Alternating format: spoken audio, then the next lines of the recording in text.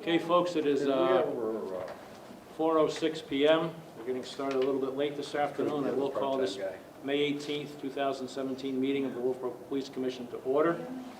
To begin with, I'd like to identify and introduce those sitting here at the table.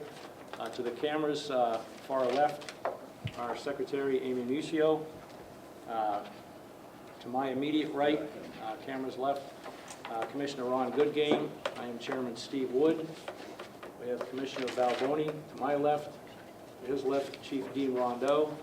And to his left, Captain Mark Libby. This time, I would like everyone to stand for the Pledge of Allegiance. I pledge allegiance to the flag of the United States of America and to the republic for which it stands, one nation, under God, indivisible, with liberty and justice for all.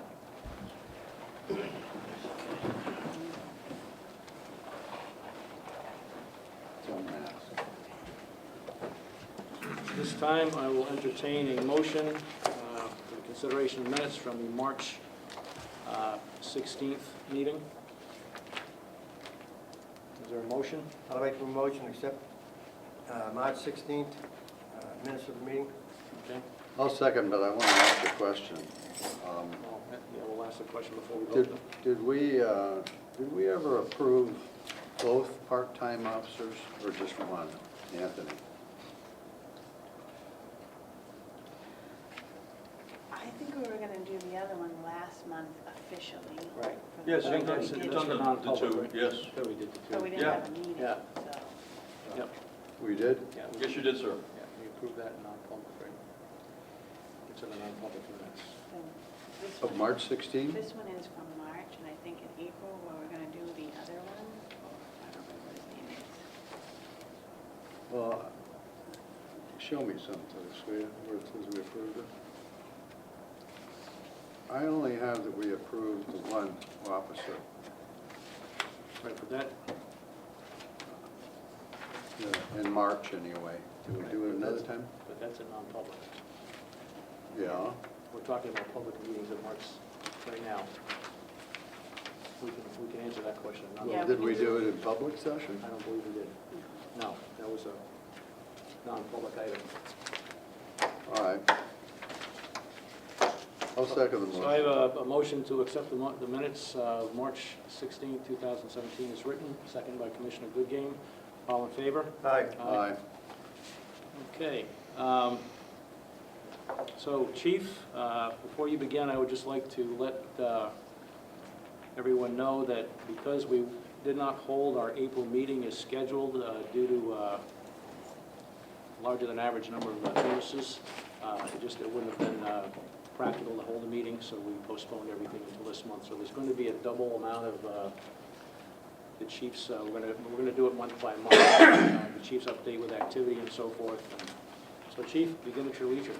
Right, so gentlemen, if you go to your, the packets I sent out in April, I'll run through that. They are in the order, if you ran them off the printer, they'll be in the correct order. And then, once I'm done with this and I go into the chief's items, I'll then immediately, Chairman, with your permission, go into the budget review, the quarterly budget review. Absolutely. We'll go through that, and then we'll go right into the May ComStats for the commission, and then followed up by the chief's items there. So if if I could have your attention to the incidents for, again, this is the April's meeting, and just so the folks at home know, we run a month behind, so the incidents that I'm briefing would have been briefed in April for the month of March. So these are actually March's statistics, so we typically run 1 month behind, just so you can stay with us. So for the month of March, we had a decrease in criminal incidents down 2.632% from 38 to 37.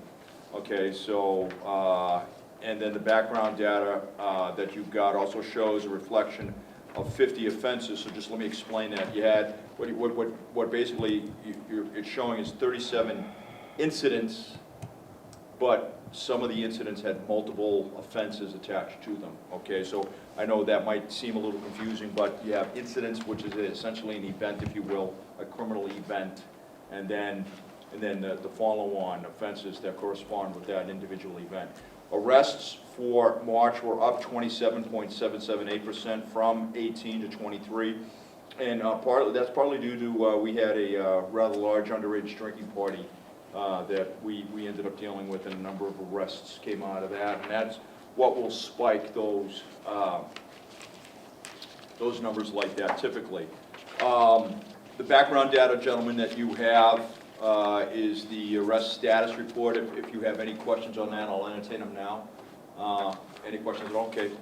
Moving on to collisions, we're doing really well. We're down in crashes in March from 14 to 12 in the month of March. That's a decrease of 14.286%. And what that's really reflective of is some really good motor vehicle enforcement work, stopping, warning, and it's a direct result of our educational process. And I go back oftentimes, and you know, I've been in this agency now 21 years as of June, this coming June, and I remember when crashes were in the triple digits. They were in the triple digits, and there were times that I could not get off of South Main Street and Center Street because there were so many crashes, and they were bad crashes. They weren't minor fender benders, they were really bad. To have 12 crashes in the month of March is really, that's quite extraordinary. And I just wanted to bring that out. But that's the reason why those numbers are driving down, and we're doing really good in that regard.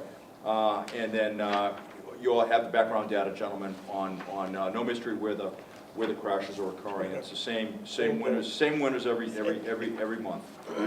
So traffic stops. When you mention Center Street, makes me think, in your report, would you kind of go through what we anticipate in terms of the rehabilitation of Center Street, as I understand it, next month or two? That's true. And, the Center Street. Where or if, or are we going to have detours, or how is that going to be run? Are we planning to have an officer or two, or what? The captain will address that. Okay, well, I just wanted to mention it now. No, that's great. Center Street. So the bulk of it's not really going to start until after the stop season. They are going to be on the side of the road, replacing some telephone poles, moving some things on the outskirts of the roadway. But once the summer gets probably the end of August into September, that's when you'll see some detours, one lanes.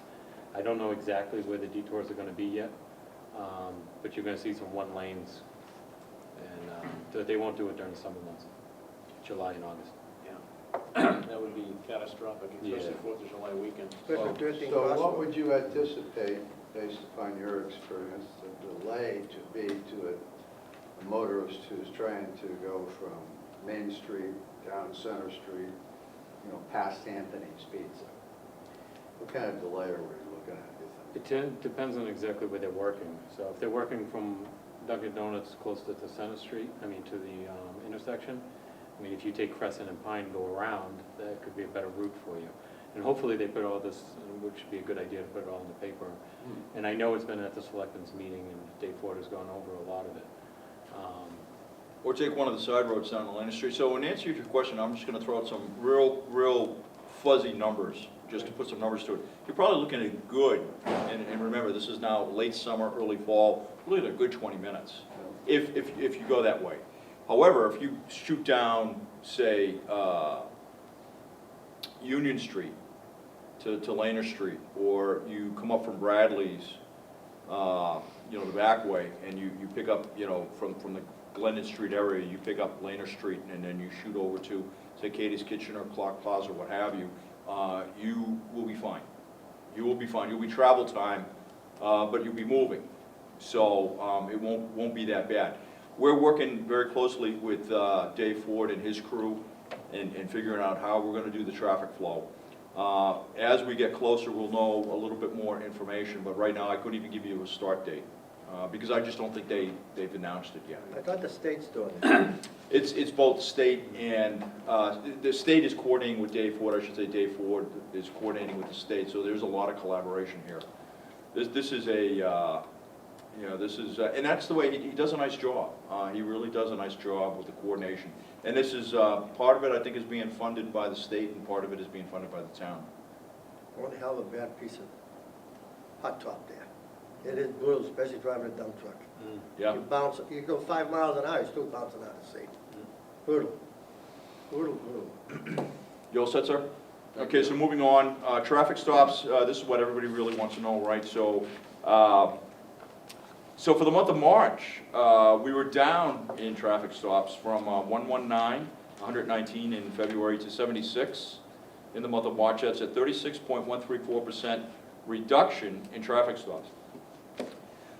So the yellow block up on your charts is specifically for Commissioner Goodgame. 8 tickets were given out for of the 76 motor vehicle stops. That equals a 950% chance of getting a ticket, or 10.526% stops resulting in a ticket.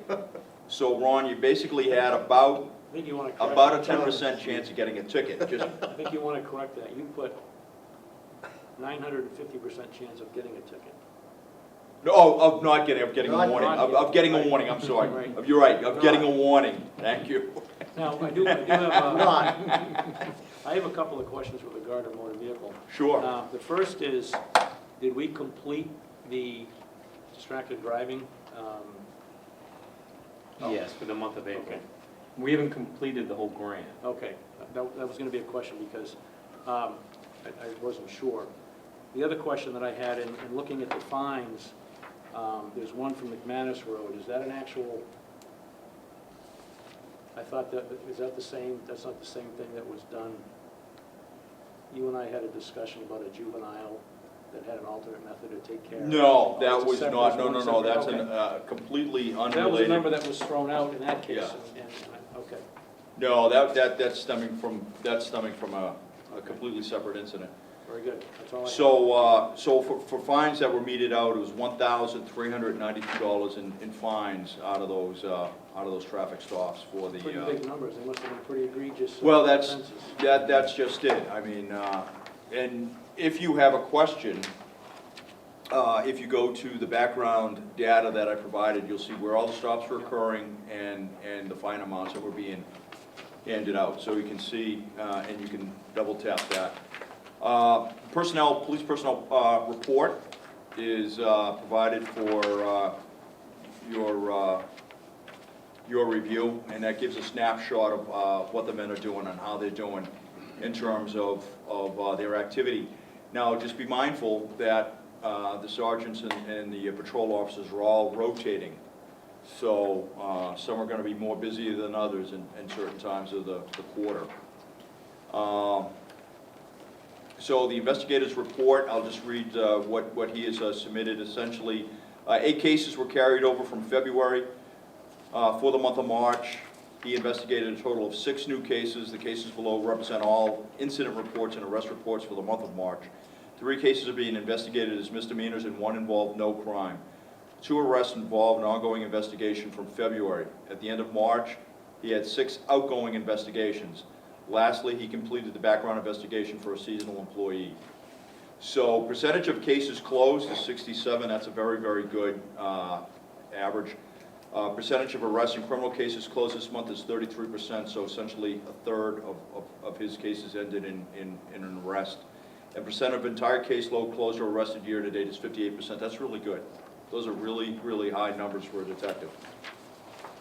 And remember, those are cases that have come in through the patrol division or referred directly to him by another agency or by a citizen, and they're beyond the scope of what a normal patrol officer can do.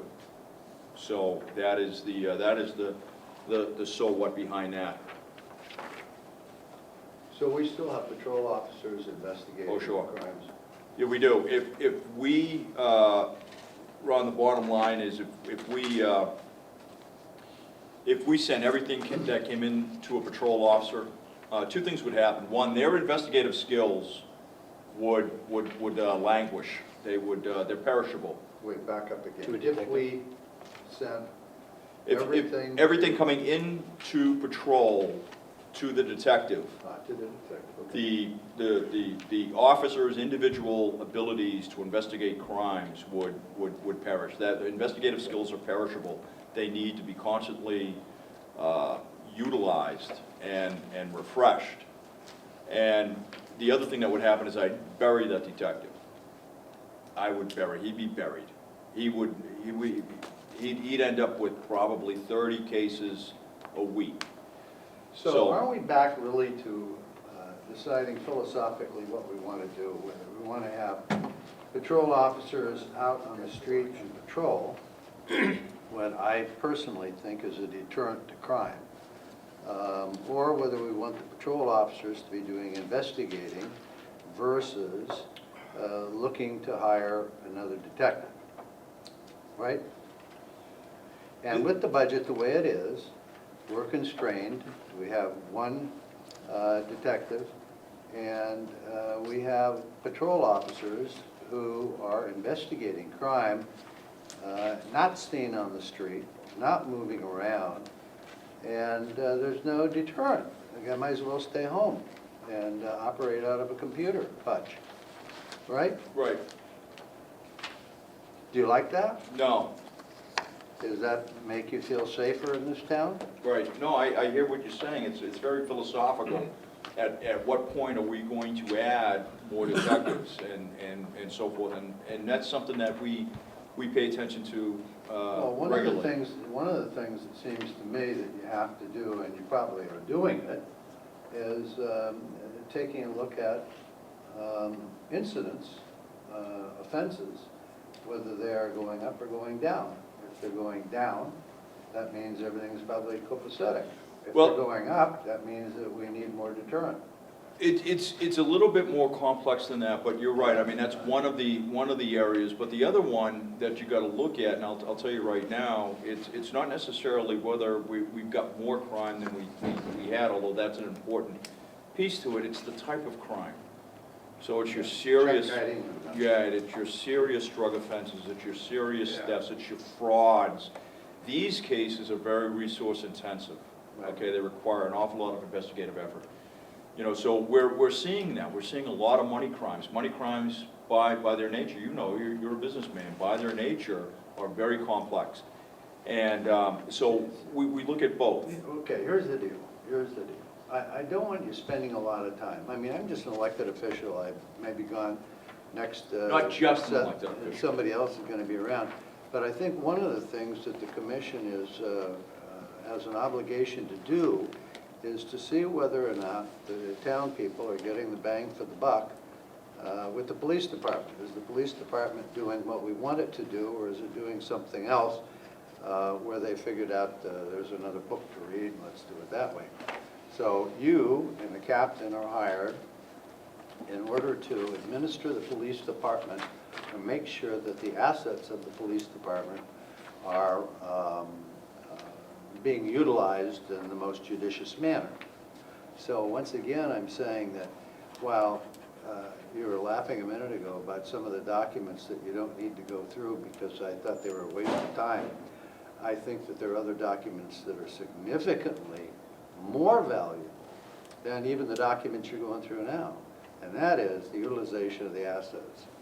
That is to say, if you are putting yourself back in time when you spent a whole year, I remember, looking at the check forgery program that was going out of a motel. That's correct, yeah. Here in town. And I'm That with was a you. big case. I'm with you. I think Yeah. what the commission needs to hear now and then, maybe even quarterly would be okay, is tell us, reassure us as to whether or not our assets, in your opinion, are being utilized in a proper manner. And that is to say that If we're resourced properly. yeah, I mean. Yeah, you got it. We don't want you to just do what's been done in the past. You got it. The idea is to get this police department streamlined, get this police department to where everybody in the state says, oh my God, you know.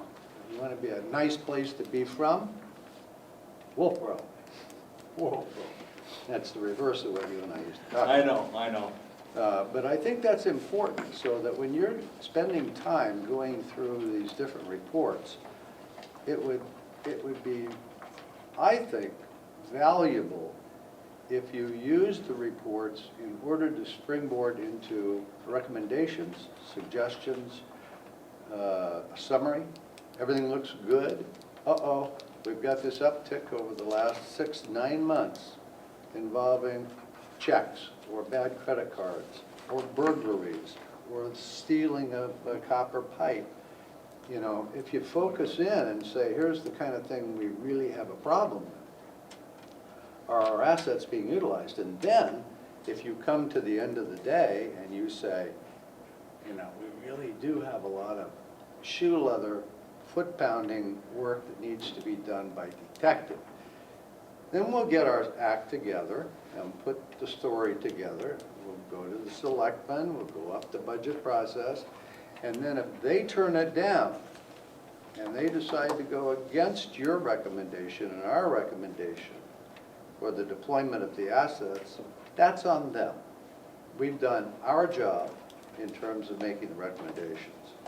And I think that that's really what I was after when I said some of this material you don't need to go through with us. Right. It may be valuable for you and the infrastructure of the department, but we're more on the policy end, like we That's keep correct. saying all the time. We're not micromanaging you. Right, that's But correct. from a policy standpoint, that's where I think we can have dialogue. Those are excellent ideas. I'm on board 100%. I think you're absolutely at the right 50,000 foot level, and that's where you guys need to be looking, and that's reassuring and refreshing to hear. I'm on board with that. We can do it quarterly, and that's actually pretty easy to do. Good, okay. I'd like to see that. You got it. One thing I do want to, because we're talking about April, we're at the end of that quarter of the second quarter of the fiscal year, so I just want to talk a little bit about dispatch. I gave you 2 documents. They're the dispatch calls for the quarter compared to last year's same exact time, and you're going to see where we're up with for calls for service. Not by much, but we're up, and we're running roughly around 42,000, almost 43,000 calls for service in 2016 and slightly up in 2017. So that's a lot of calls for service. We're busy, and this is a good indication of what Commissioner Goodgame was just talking about. What makes the 8 o'clock hour, the 0800, what makes that so busy with calls? I mean, I'm looking at, down, I know people are up and about at that time of the morning, but then we look at late in the morning, calls go down a bit. That's just showing how many. People are waking up and seeing. Yeah, basically, it's showing, what it's showing is the number of calls and the percentage of calls coming in per hour. Correct, but I'm just strange that at 8 o'clock in the morning, I would expect higher volume calls probably in the evening or. Well, I think what you got is a lot of people calling in for these could be things like minor fender benders, like traffic crashes. This could be Meals on Wheels calling in. They want a check, a welfare check, things like that. We get at shift change, believe it or not, is the busiest times between 0708 and about 1500 to about 1600. Really busy in that dispatch center. And stop in. You stop in all the time at that time. About 15:30, there's a lot of activity. Oh, yeah. And so there's a lot of stuff, people to and from work. So a lot of people waking up at that time, I think. Yeah, Going that way. there's a lot of, Except him. Yeah, so, and then they're Too finding early. something that's wrong. so I wasn't going to brief the prosecutor's report unless you really want me to. Did you gentlemen have any questions about the prosecutor's report? None. Okay, so let me just move quickly into the chief's items for the 10 April memo. We missed the resource officer. I didn't get a prosecutor report, but I did get the resource officer report for March. Okay, I don't have that report, so I don't, that's not in my briefing packet. Oh, okay. So- It came after the commission packet?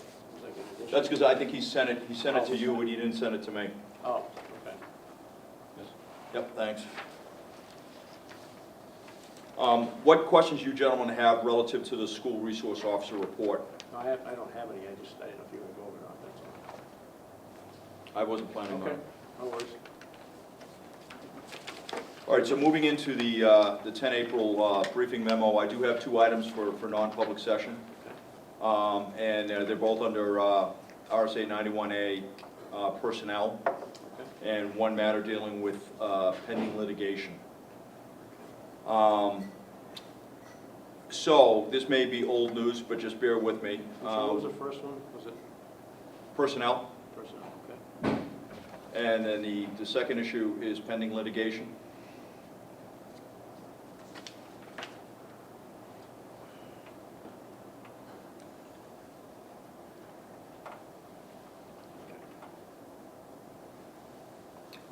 So we're pleased to announce that Sergeant Keaton, after an exhausting interview and selection process, has been selected to be the next chief of police for the town of Bartlett, New Hampshire. I think all you gentlemen knew that.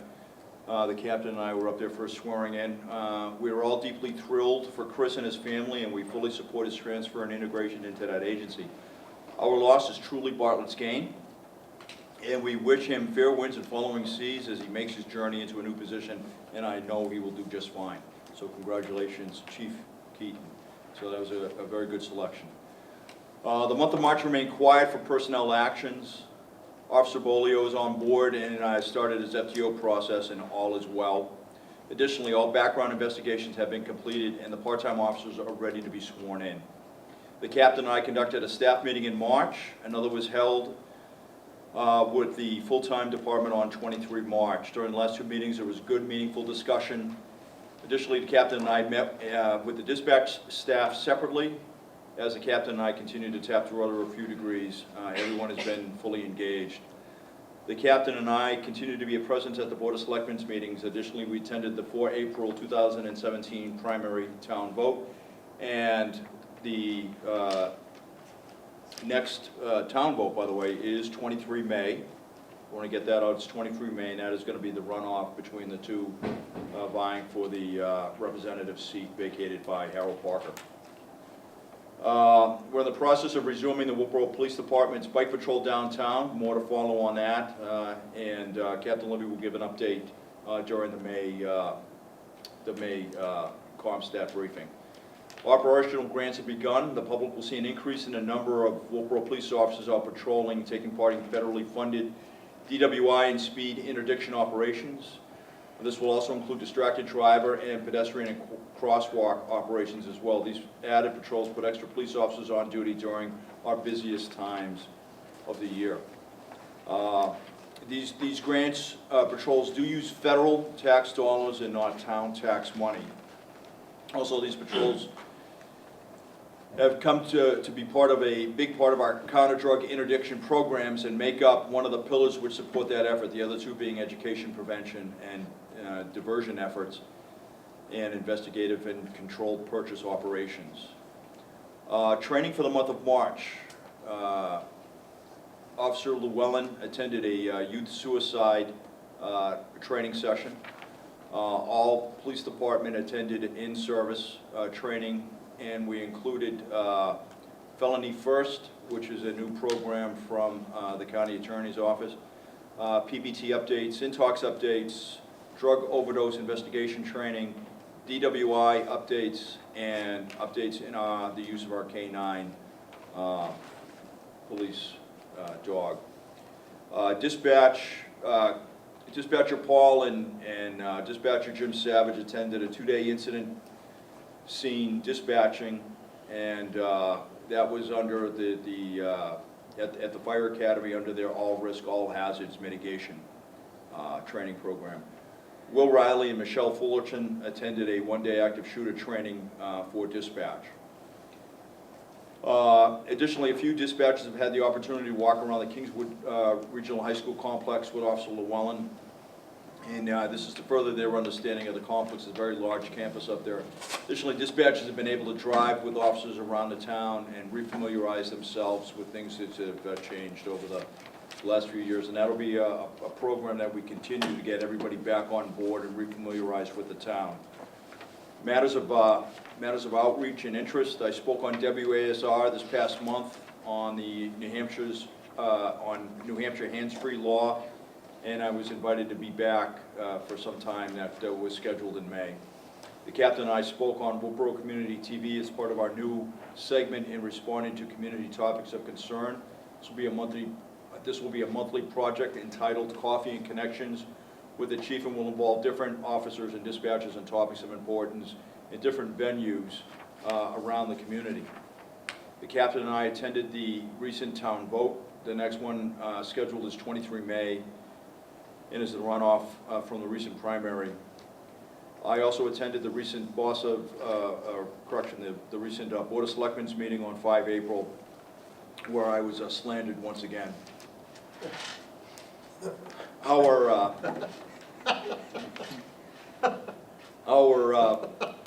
FY18 highway safety grants have been submitted or in the works. They've been submitted by the captain. Thank you very much, Captain. And we're looking at competing for approximately $45,000 of extra patrol money and approximately another $7,000 in equipment grants for new radars and other units. More to follow on that.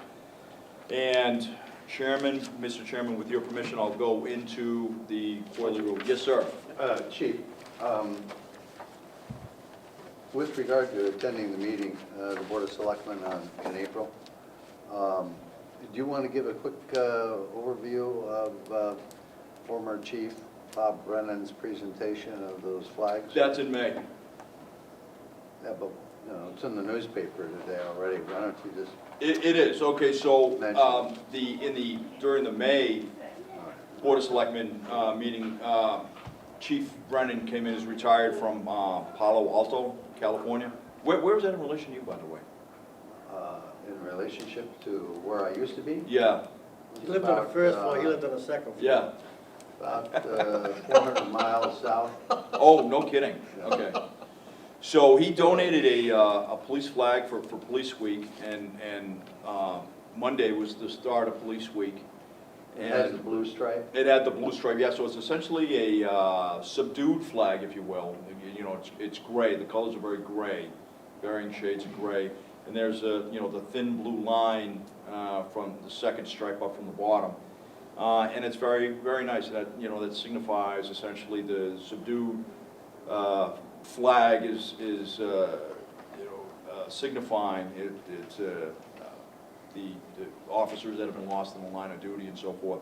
And that thin blue line obviously is the reminder that there is not a whole lot of us that are really doing this job, and it's a very thin blue line.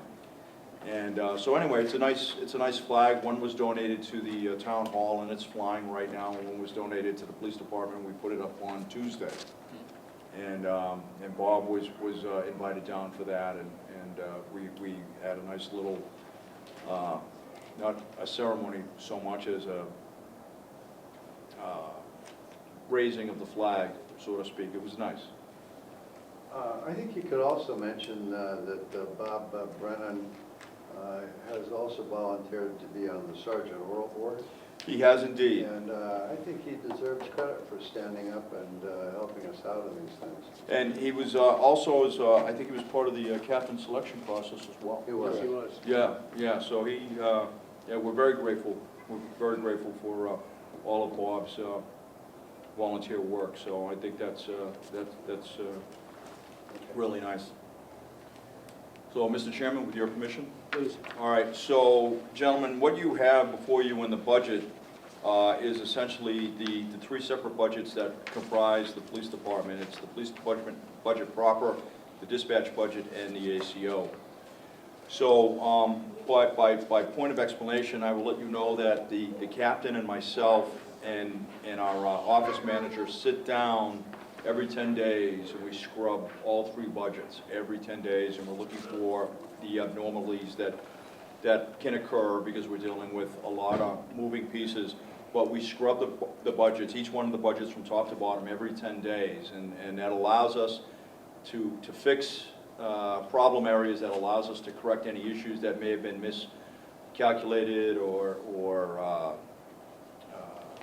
somehow Wasn't funded right. you know, yeah, something isn't exactly right from something coming from town hall, then it allows us to address the problem and find out where the money, either too much money was put in or not enough money came out or whatever the case may be. It allows us to fix these problems, but it, more importantly, allows us to balance the budget and keep everything straight. And of course, you gentlemen and I, we review the manifest I review it every Monday, and I know you review it every Tuesday. So these checks and balances help us manage the budget correctly. So the first thing I'm going to do is if you pop to the second page, you'll see our percent expended for the total budget at the very bottom, which is essentially 27% spent. So this budget these reports were printed about the first week of April. So that's actually really good. We're exactly where we need to be with essentially two quarters of we're 2 quarters into fiscal year 18 by the federal budget, 1 quarter into by the town fiscal year. So we're doing really well.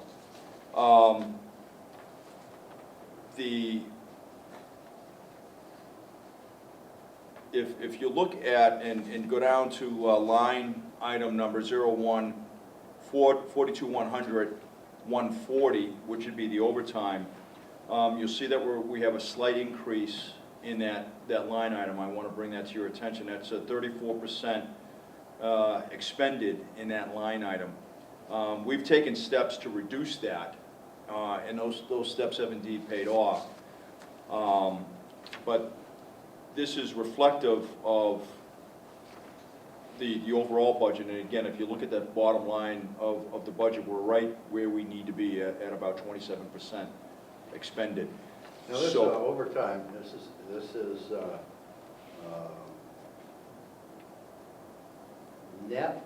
I guess what I'm trying to say is some of this overtime attributable to Yes. grants or special No. patrols? Well, some grants, not a lot, some grants, but what it's really, what the expenditure is really due to, and that's a great question, I'm glad you asked that, is, remember, we were running a guy short. Right. We're running one man short, right, because remember, this is from really January through the first week of April, right? Mhm. And during that period of time, I was doing both jobs. You were promoting the captain had then come up, and now there was a position vacated in patrol that hadn't been filled. So even though the captain is no longer there, or that patrolman is no longer there because he's now been promoted, that doesn't mean that shift doesn't need to be filled. I mean, we got a vacancy there, and this is before the summer hires. So unfortunately, we have to do some creative scheduling, and we have to cover some of those gaps and seams, and those gaps and seams are covered by overtime. And it's just the fact of life. Now we have a little bit of relief with the overtime, with the seasonal officers. I can use them to now cover some of those gaps and seams, and which is what we're going to start doing. Have you given any more thought to seasonal officers augmenting, supplementing on that Yes. 2 o'clock shift? That's exactly what we're doing. That is exactly what we're doing. So They're in we'll have the. at least 2 on. Say again? We'll have at least 2 on. Yes, that's what we're planning on doing. Now, remember, I don't have, there's not an infinite amount of money in there to cover every gap and seam, but I should be able to cover some. Now, remember too that I still have to train these officers. The officers right now, the seasonal officers are in the FTO program, and they're moving through that. And so they're not working by themselves quite yet. They're with our very experienced FTOs. And By July 1, they should be okay. oh yeah, oh yeah. absolutely. So gentlemen, subject to your questions on the police budget, I'm gonna move on now to dispatch. If you look at the grand total for dispatch for expended, we expended 27% of the dispatch budget, so again, we're exactly where we need to be. Now, the other thing that I want to bring your attention to, it's the same thing in the police budget, you're gonna see same thing in the ACO budget. You're gonna see some pretty high expenditures, like under workman's compensation and unemployment compensation. And so let me just talk to that. And that is due to the fact that we have to pay those bills to the state. They come out of my budget. It's done automatically by the finance officer. And those are one-time payments, okay? So those numbers will never go up or down. They'll stay exactly the way they are, but those payments are made in February sometime. But that's why you see that expenditure, you go, oh my God, what happened? You know, why do we have a, you know, why are we 64% spent in workers' comp, or, you know, workman's comp, or something like that, and that's the reason why. So there's nothing is glaring, no glaring issues in dispatch. And then the ACO budget, again, we're 24% spent in the ACO budget, and again, you'll see exactly, if you go to workers' compensation, you'll see where there's been 100% expenditure in that line item, and again, that's because it was paid out in February at 100% by the town finance officer. Gentlemen, subject to your questions relative to the quarterly budget review, that's all I have for the month of April. Okay, so now, Mr. Chairman, I'm going to move into May. All right, for April's data. So, just as I briefed in the month of April, that incidents were down. You'll see if you go to your incident slide for the month of April. So again, this is now, you know, the actual month of April. We're up in incidents to 45.946%. So we jumped from 37 to 54 criminal incidents with 79 offenses. And then just for your edification, what I did is I printed off the part of the background data. I printed off the offense listings so you could see what those offenses were. For arrests, moving on to the arrest slide, you'll see where we had a jump from 23 to 31 in the month of April, so we're up 34.783%. And the weather's getting good. People are coming out and they're doing things. And some of that too, Commissioner Goodgame, is due to the detective closing cases. You know, so if you've got cases that were held over from, say, February, carried over into March, he's tidying them up. Remember that you know, that case closure rate, that arrest rate was right around 58%. So yeah, so that's what some of that is from as well. So now if you go to collisions, something I'm really proud about, take a look at the collisions. We're down 50% from March to April. We actually drove that number down to 6 crashes, down 50%. I've never seen a single-digit month, and I've been here 21 years. That's really good. And again, I think that's attributed directly to the work that the men are doing out on the road and stopping the vehicles and slowing them down, and the speed work and speed enforcement. So again, the background data shows where the accidents occurred and what streets they occurred, and again, there should be no mystery. Same places.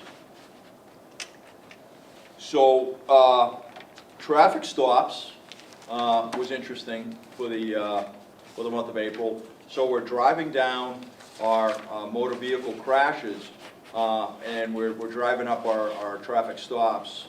We went from 76 in the month of March to 228 in the month of April. That's an increase of 200%. 14 tickets were given out of 228 motor vehicle stops. That's a 6.14% chance of getting a ticket. So even though stops increased, your chances of getting a ticket in the month of April decreased almost by 4%. and $2,440.20 were meted out in fines. Now, you're seeing in here part of this 228, and let's talk about this for a minute, because I don't want anybody to draw the wrong conclusion. What we're doing here is this is part of, remember I said that our grants form a big part of our counter-drug interdiction effort? This was, some of these stops, well actually a large portion of these stops, part of our Operation Granite Hammer. And Operation Granite Hammer was a synchronized effort throughout the entire state, and it's still ongoing, where we're looking for those persons that are trafficking in drugs, in opiates, in other dangerous, illegal, illicit drugs. And a lot of our counter-drug work comes as a result of motor vehicle stops. It's just a fact. And that's what this is. And we had some very good, you gentlemen get all the press releases, we had some very good stops and some very good arrests, and some of that was a result of Operation Granite Hammer. This is a grant that was written by the Sheriff's Department, was offered up to the various towns and communities in Carroll County.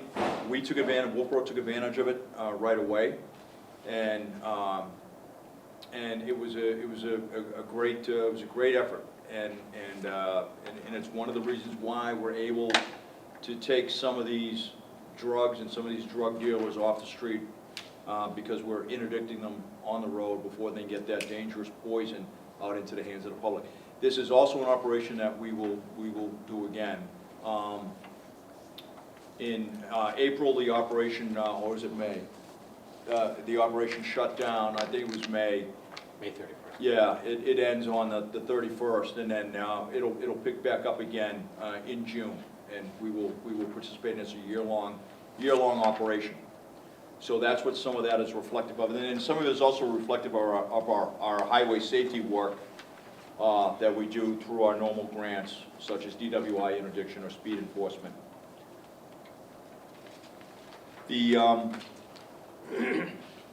Along those same lines, one of the documents I provided in your background data, and I'll do so on a quarterly basis, will be a breakdown of the average speeds that a ticket is written at and what the average overage was. So it'll look like this reported citation statistics, and I just want to bring that to your attention. So the average speed charged was 49 miles per hour, and the average overage was 16 miles per hour. And most of those tickets are occurring in a 30 mile an hour zone. Okay, so 49 in a 30, you're going a little fast. And 16 is the average over speed. Okay, so again, what this does is it shows, this is just the check that shows that the guys are doing it right. They're in the ballpark. They're in the right ballpark. I see you have the trailer up today, right? And we have the trailer. Yeah, we're going to talk about that. But the trailer is being redeployed. So that is out. Much like the month of April, gentlemen, I have the officer personnel analysis report. If you have any questions on that, just get with me after this particular briefing. I have the detective's report, and five cases were carried over from March. For the month of April, he investigated a total of 8 new cases. The cases below represent all incident reports and arrest reports for the month of April. 5 cases are being investigated as misdemeanors, 3 cases are felony level. At the end of April, he had 7 ongoing investigations. The percentage of cases closed this month was 75. Percentage of arrests and criminal cases closed this month was 13. So Commissioner Goodgame, this is again speaks to why arrests were up this month. And percentage of entire caseload closed or arrested year to date is 55.6%. So he's doing real well. The second chart you've got there is his investigative work summary. And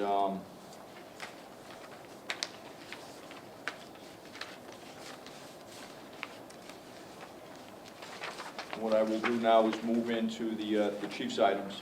Thank you.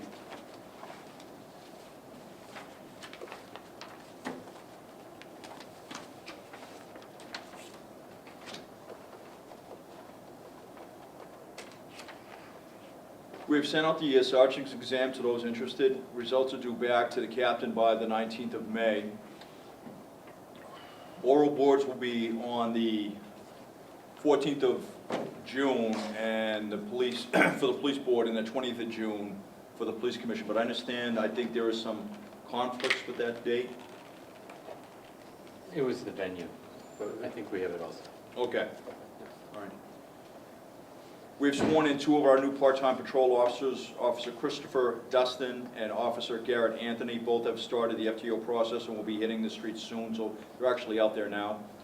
They will be covering our foot beats downtown, and will also be covering open shifts and helping out with the shortages this year. This will be an ongoing evolution, so stay tuned for more changes as they occur, and I will keep you posted. The bike patrol has been equipped with new gear, and the bikes have been dusted off after a 12-year hiatus. The Wolfeboro Police Mountain Bike Patrol will be hitting the streets soon under the very able leadership of Sergeant Archibald. Officer Mary Swift and Officer Eric LaRochelle have volunteered to be on the bike patrol, helping to keep the downtown area and some of the outlying areas safe. Additionally, the bike patrol will be augmented and supported by our foot patrols and the pedestrian officer grants this year. So the downtown will be receiving much more coverage than in years past.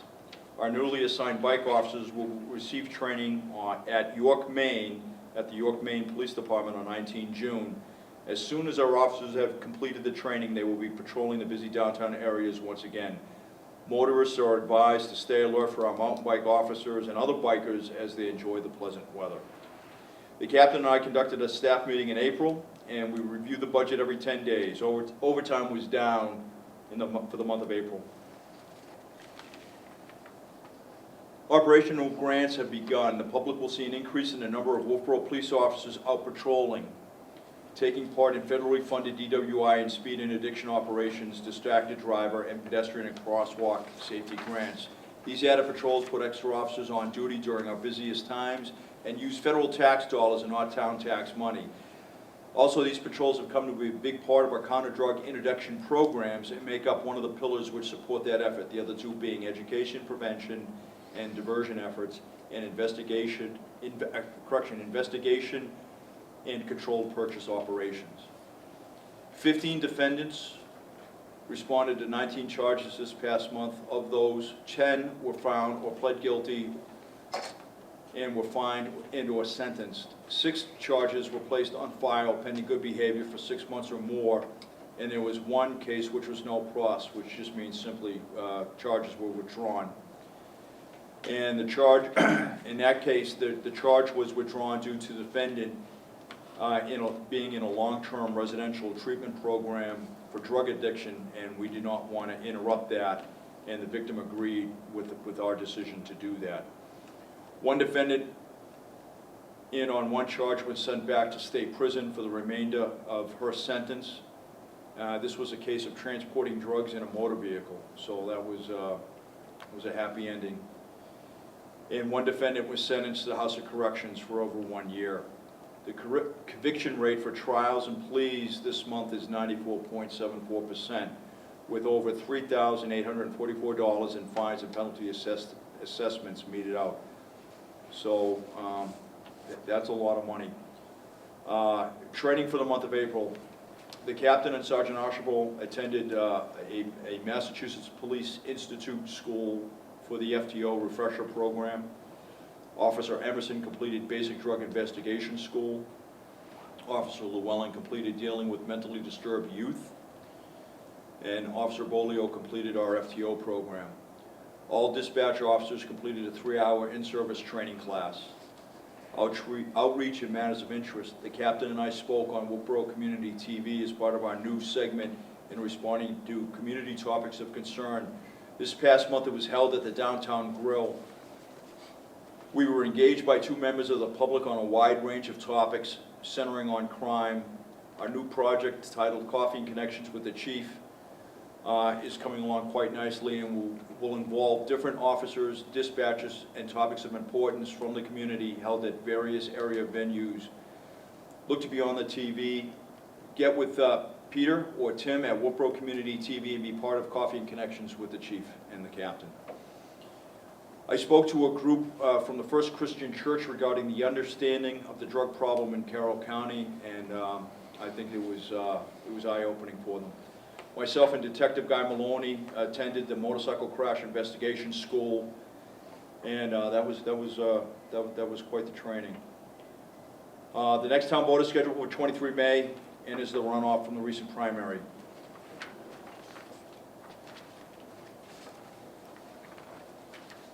As you know, the police department and Commissioner Goodgame met with members of the planning board regarding the new master plan and the master plan update. The meeting was long, over 2.5 hours, and was followed up with a tour of the PD side of the public safety building. The meeting was well attended by the police department staff, and the master planners asked some great questions. I want to take this opportunity to thank the Wolfeboro Police Commission in general and Commissioner Goodgame in particular for the support and their efforts in this regard. I also want to thank both Mike Harder and John Thurston, both of whom are from the planning board and who had some great insight and asked great questions and truly had a great deal to offer us as we collaborated on Wolfeboro's master plan. As we all know, planning is very important, and this effort is very worthwhile, and we look forward to meeting with them again soon. The captain and I met with the fire chief regarding emergency planning and future collaboration. In fact, right before this meeting, we met with him again with the deputy. It is nice to see that we both see eye to eye on the issues facing the town and both agencies. Lastly, as you have seen from this recent press release, we have some major operations and have successfully closed some major investigations. Let me say that the Wolfeboro Police Department, including Wolfeboro Central Dispatch, has been very busy. If you are trying to sell drugs in Wolfeboro, be prepared to get caught and be prepared to go to prison. If you drink and drive, expect to get caught and lose your license. And as a reminder, we ask all our citizens to voluntarily comply with the law. It's not that hard. So, gentlemen, subject to your questions, that's all I have. Captain, do you have anything, or you? I was just going to brief a few little things about the department and what's going on this month inside, which is a little different than we've done in the past. As you mentioned, April was National Distracted Driving Awareness Month. With the Granite Hammer, that's why our stops were so high. They were out there in force. I bet everybody saw them, especially in the downtown area near your intersections. They were off the side of the road. They were looking around. They were out there. They're still going to be out there beyond this without the grants, looking for individuals who are texting or using their phones and basically are distracted while they're driving. Your first offense for that is $124. I just want you guys, everyone, to know that because it goes up every offense that you have. So it's $124 for the first time? What about the second time? 310. What about the third time? 630. They gotta know that. Yeah. Gotta tell them how it is. So, I mean, they're not fooling around with this because it does, if you look at nationally, it does kill lives, so. I see it all day in a dump truck. Yep. People playing with their phones. Yeah. I mean, you're looking down, we know what you're doing, so you will get stopped. And I'm up high, and I can see inside the car. Oh, yeah. And they're playing with the phones. Yeah. It is amazing. It's crazy. And hopefully, this will help and educate them out there, so. Secondly, as we said before, we redeployed that message radar unit. I actually put it out there today. So if anybody out there has any issues, speeders or anything like that, give us a call, the chief or I. We'll put it on a list and we'll get it out to your area as best as we can. The mountain bike patrol, Nordic Skier, just want to thank them for getting that mountain bikes ready for the summer season. It's ready, we picked it up. It's going to be starting on the week of June 5th. Sergeant Randy Archibald will be the first one out there. As the chief mentioned, Officer Mary Swift and Officer Eric LaRochelle will be going to that training on June 19th. And they will be going out in July and August on the bike patrol. So it's a great addition back to our department. Both bikes are in service? Both, we have 2 bikes, so there'll only be one Deployed at a time? at a time for this year. It's just nice to have that backup in case something Well, happens. I'm happy to see that it's been resurrected, because 20 years ago, when I was on the commission, we purchased the first bike, and that went through without any problem. And then we requested the second bike, as I'm sure you recall, and I actually went to the floor of town meeting, because I got nowhere with then town manager. And I was chair that year and ended up at the floor of town meeting making the appeal, and it was really, in the grand scheme of things, pocket change.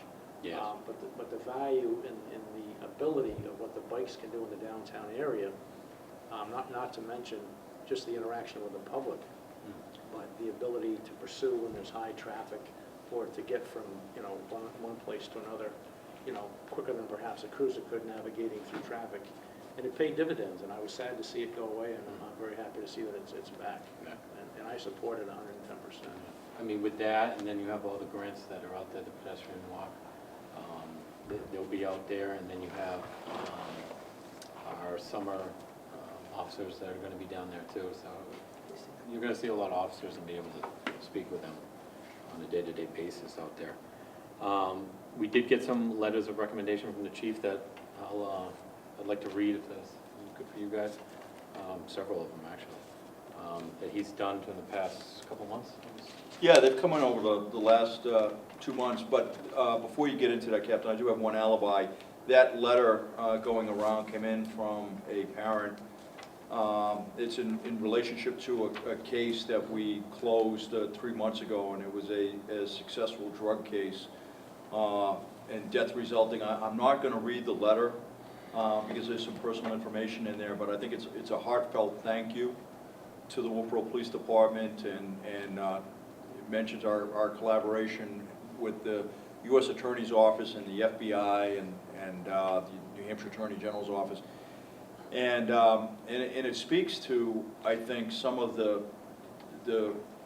stuff that you were talking about earlier, Commissioner Goodgame, about how the types of crimes are changing. And this was almost a year-long investigation, and Detective Maloney kept me advised of and we collaborated on the investigation and what the next steps should be. And Detective Maloney gets 100% of the credit for this because it was really well done, but it was long, almost a year to close that case. And again, it is a drug case. It is a death-resulting case from an overdose. We were able to find the dealer and get her arrested. And there was an awful lot of investigative work that went into that by a number of different agencies, to include the FBI and the DEA. So again, I put out that if you're going to deal drugs, and you're going to deal drugs in Wolfeboro, You're gonna get caught. you're going to get caught. I'm going to find you. Damn right. And I know what's going to happen. Once we arrest you, you're going to start crying, and you're going to go to jail, and then you're going to go to prison. But don't do it. And one last thing, if you think you're too cool for school, and you think you're going to get away with it, I'm here to tell you, we know who you are. We know who's doing it. We know who's doing it, and you're going to trip up, and you're going to leave enough evidence for us to bring a case against you. So don't do it. Don't do it. And if you want to come to the Wolfeboro Police Department and turn your drugs in, you can do that. Come on in and turn them into the Wolfeboro Police Department. We'll take your drugs. Don't get caught. You get caught, you're going to be prosecuted to the absolute fullest extent of the law. So I'll start with the first one. This was a class you... Yeah, that was actually, there was I was requested to come up to the high school and teach talk to the kids about math and applied math and physics and how it's used in law enforcement. So they wrote a little thank you letter to Chief Rondo. Yeah, that was nice. We thank you for carving out some time recently to come out to our consumer math class at Kingswood Regional High School. We enjoyed your engaging presentation on making connections with how math is used in crash reconstruction, scuba diving, and in a number of other applications. It certainly enhances community relations with our police department when having opportunities to interact in these ways. Respectfully yours, Mrs. Kennison? Kennison. Class, and then all the kids actually signed it also. And then there's another one, I won't read them all, but it just shows you that we're out and about in the public. We do these classes, and we get out there to meet with everybody. Chief Rondo, thank you for taking the time out to meet with us last week. Meeting with you and others helped us to get a much better understanding of the issues in New Hampshire. By the way, I think your ideas of going full-on this attack against this epidemic makes a lot of sense. We need to use every possible method to prevent the spread of this and help those that have been affected. We'll be back in town in April, and if you think of anyone else that we should meet with, I'd like to hear from your recommendations. Thank you, Chief Rondo. And that was from Charlie Carter, who's with the Recovery Management Technology. So, I mean, it just emphasizes that we're just not sitting in an office. We're actually out and about within the public and getting out there and interacting with certain communities, certain areas, and classmates and the kids and all that good stuff. The coffee and connections with the chief, last month we were down at the Downtown Grill, and that was really good because we were down there, and as soon as we got in, there were two very nice ladies that engaged us immediately and had concerns about crime in Wolfeboro and so forth and so on. And it's exactly why we're doing this. This is exactly why we're getting up, because we want to talk to people, we want to hear what they have to say. It was a great interaction. And we're going to keep doing it. And so that program, Coffee and Connections with the Chief, I think is something I want to continue. I hope it catches on. We want to do it in various venues throughout the downtown area. But if you have questions, send them in to Peter or Tim at Wolfeboro Community TV if you want to be on the show. Coffee's on me. So come on in. Get with Tim or Peter, send in an email, let them know you want to be on. Coffee's on me, and we'll sit and we'll talk about stuff. We'll talk about stuff, whatever you want to talk about. And then just a few more items there that, as he mentioned, the sergeant's process, just a correction, it's June 13th, is a Tuesday. This is the first panel that's coming out, and then June 20th is with the commissioners. And then to answer one of your questions way back, I just put a grant out for the mobile data units to get into those cruisers. That will also help our officers get out into the streets and be visible a lot more. So we put in for 8 of those, and that's been passed in, and we'll see what happens with that. And then lastly, we have a date for our open house, which is going to be July 1st. We just decided that today with the fire department. So it's between, was it 12 and 2? That's correct. And, gentlemen, there'll be an hour set up on the front. So 11 or 12 will set up, and then an hour on the backside from 2 to 3 will be shutting down. This will be a carbon copy of the operation we did last year. So it'll be at the public safety building. The fire department will be there, and Sparky, the Wonder Dog, will be there from the fire department, and the sprinkler trailer, the fire trailer, will be there on display.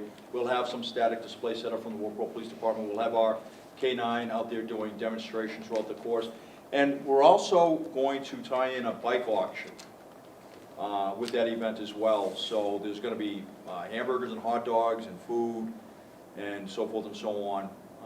Just like... When you say a bike auction, what are you talking about? We have bikes that have been found. We have a whole collection of bikes. How many bikes do we have? Yeah, it's probably like 30. Holy bikes. moly. Yeah, that are we gotta found over get, the past- we have no place to store them, and that's what happened. They've come in over about the last, say 5 or 7 years, and we have to auction them off, and that's what the law says, that's what the statute says. We have to auction them off, so we're gonna do it at that point in time. So if you want to put a bid on a bike, or bikes, however many you want to buy, you can do that. There should be something for everybody. So please, we'll be talking about this more and more, but come on down and see us, and there'll be tours of the station you go through. We'll have some of the cars set up as static displays, so forth. It'll all be pretty good Well, this time. time we also have the Explorers in too, so they'll be able to look at the new Explorers that arrived That's after correct. last year's Yeah. meeting, which will be nice for them to see. Did you have anything else, Captain? That is it? Alyssa, did you have any questions at all on the captain or the chief? Yeah, I Chief's didn't items? understand, Sure. what were those 8 units? What were they? All mobile data units? Like the Computers. iPads? Yes. Or, yeah. Now, the iPads are at like a laptop type. They're kind of, yeah, they're kind of more like iPads. Okay. So essentially, Alyssa, are you familiar with what it does? Aren't these used by a number of departments? Yeah, the state police is going to them. They have them in some, they've fielded them in about a third of their cruisers. What it does is it's another type of communication system that allows us to connect directly to the state, allows us to issue tickets in a much more efficient manner, allows us to do the documentation for traffic stops in a much more efficient manner. So it's about creating efficiencies. And in terms of interoperability, it allows us to connect to a much broader system in the state for communication. So when we look at creating efficiencies and keeping the men on the street longer, this is a way to do that. And the mobile data terminals and the e-ticket system, if you will, go hand in glove. And right now they're funded through grants available from New Hampshire Highway Safety. This is, again, federal money. We have to compete for it. It's not automatic. But we do a pretty good job in our grant writing, and we do get a lot of those grants. So I'm hopeful at this point that we'll be awarded at least some of that grant money to apply toward those products. So someone doesn't have to come back to the station to fill out as much paperwork? Yeah, but basically what it does, Cut down yeah, the paperwork? right, so what happens is, so for example, we'll take a typical car stop, somebody is stopped for, say, speeding, okay? Instead of calling into the station and having this interaction with the dispatcher, it's as simple as a swipe of the license in a system that automatically checks their driver status. It checks to see if there's any wants or warrants for the person. It enters all the data into a software program. So if it's a warning, the person is marked down for getting a warning. If it's a ticket, if the person, it fills out the ticket for you. So all that data is there. You plug in what speed or inspection or stop sign or So you're not stoplight. spending as much time? Yeah, so you're signing not up. spending Less so much paperwork. time with, a The lot less person who's paperwork, stopped. a lot less interaction, and that's good. That's much more efficient. So it's a very efficient system. So it gets people, it interdicts people for a lot less time. Okay, which is good. They don't have to sit there. They don't have to sit there and wait. And what makes it and please understand too, it's frustrating if you're a police officer, there's something ongoing at dispatch, and you're having to wait for 15 or 20 minutes to get just a regular license check, okay? Because those times are about accurate. If dispatch is busy because there's a fire call, or there's a medical aid call, or there's another police incident ongoing somewhere else, either in town or in the area, you go in a queue, and it's prioritized. So you may be a priority 3, they're dealing with a priority 1. So this way, the officer can just simply swipe a license, and everything is populated at the speed of electrons, right into the system. And then the officer then will type in or input whatever data he needs, and then he's back talking to the person. Yeah, then you can communicate with dispatch through the computer. At your leisure. Yeah, and then you can also, there's extra features on there that you can, for officer safety, if you're at a call, you can actually pop up a lot of information, Google Maps, all that good stuff for the officer that's out there. And then, and much like a cell phone or whatever, you can text, you can type. So if you need to send a text message to dispatch, or if you need to send a text message to another, so there's, again, it's it's a very complex communication platform that allows us to interact with different databases in the state, all essentially instantaneously, cutting out the human factor. That's amazing, huh? Yeah, Amazing. so this is long overdue. This is long overdue. Other jurisdictions have, and this is not new technology. This technology has been out there for 20 years. Thank you. Okay. Very good. Two housekeeping measures that I'd like to address. The first is our meeting that was actually scheduled for June 15th, that would be our next month's meeting, is being delayed by 1 week. So we will actually meet here on the 22nd at the same time, 4 p.m. The reason being, when Amy reached out earlier in the year to get the available dates for this year, June 15th was flagged as this room was not going to be available. And then there were also some scheduling issues that were kind of taken care of with that same thing. So Say it again, June what? June 22nd, it's a Thursday at 4 p.m. Downtown. They changed it. It was in the paper, it's been here. Thank you. You're welcome to stay. We're gonna serve. I'm waiting for the political debate. No, we got, we got coffee. Don't run away. Get coffee and donuts coming. Don't run away. Thank you. Have a good night, sir. Okay. The other thing is, I'd like to take a minute. This is not news, but it's finally in its finished state. This was going to be addressed at our April meeting. Again, April's meeting had been canceled due to illnesses. So we have the finished document, which is the rules and procedures for the Wolfeboro Police Commission. It's our standard operating for procedures for conducting police commission meetings. When I came on the commission 3 years ago, one of the things that I kind of had in mind was to try to have some kind of process, if you will, in addressing certain things that may or may not come up at meetings. Unfortunately, when I tried to enact those, I didn't do that correctly. I'll take the hit for that, only in the manner that there was no there was no media blitz, if you will, no pre-warning or anything. It was like, all right, we've got to have, limit time, for example, so that when we're trying to conduct business, it's an orchestrated meeting so that we are able to conduct our business. What this document illustrates, and it's available to the public, it'll be posted online. We'll make copies available to the public. But it talks everything about from the time we meet to how the meetings are conducted, what to do if you'd like to actually address a specific concern with the commission. If you're just sitting in the audience observing the meeting, we always welcome the public to come to our meetings. And the captain or the chief are going through the monthly activity reports.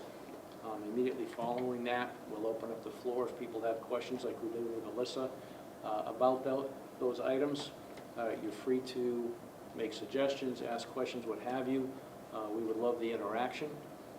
But again, if you have a specific item that you want to talk to the commission about, especially if you're unhappy, for example, about a traffic stop or something like that, public meeting is not the venue for that to happen. We're protecting your rights as a citizen, your rights to privacy, also following the right to know law. So typically, if it's something engaging a staff member or something like that, it's going to be done in non-public session, and we will handle it. If it's just a presentation that's going to be made to the department that's been done in past meetings, obviously that kind of stuff can happen in an open meeting. It also is very specific about contacting the commission if you want to talk to us about anything, whether you want to contact us personally, how to go about that, if you want to contact the command staff. We're all very approachable, we're all very reachable, we're always very happy. If anybody knows me at all, they know I love to talk. And I'm always willing to talk to anybody about anything. So, I know the two gentlemen with me share that same belief. They're equally as approachable, and equally as willing to talk with you about any concerns that you may have. If you don't want to come to a meeting, but you just want to sit down and have a cup of coffee and talk to us about it, we're happy to do that. But again, we now have a document that has been staffed through legal counsel. We did approve it at our March meeting on the 16th of March. The corrections that were voted on have also been incorporated in this final document. At this time, we are going to sign it to make it official, and it will be posted and filed at Town Hall, correct? It's gonna be recorded with this Recorded. set of minutes. Yep. And Pat's going to record it, correct? Yeah, she might do some Yeah. kind of separate, Yeah. I don't know. So these will be on the website, again, for your review. And if you're not, you don't have use of a computer, you can come to the station and we'll get you a copy.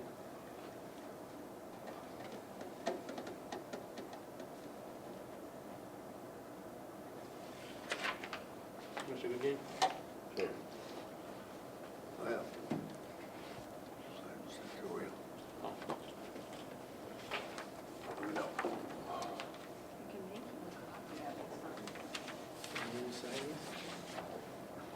We get copies, it doesn't matter. I can make you a copy.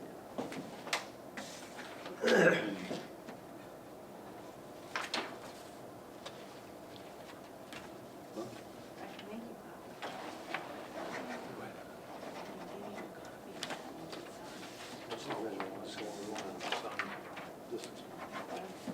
That's your copy, Ron. Okay. That's the original, right? We don't have our rep from the selectmen at this meeting, and we did have other business. A member of the public who notified us that they would not be attending this evening. So at this point, I will entertain a motion to go into non-public session under RSA 91-A,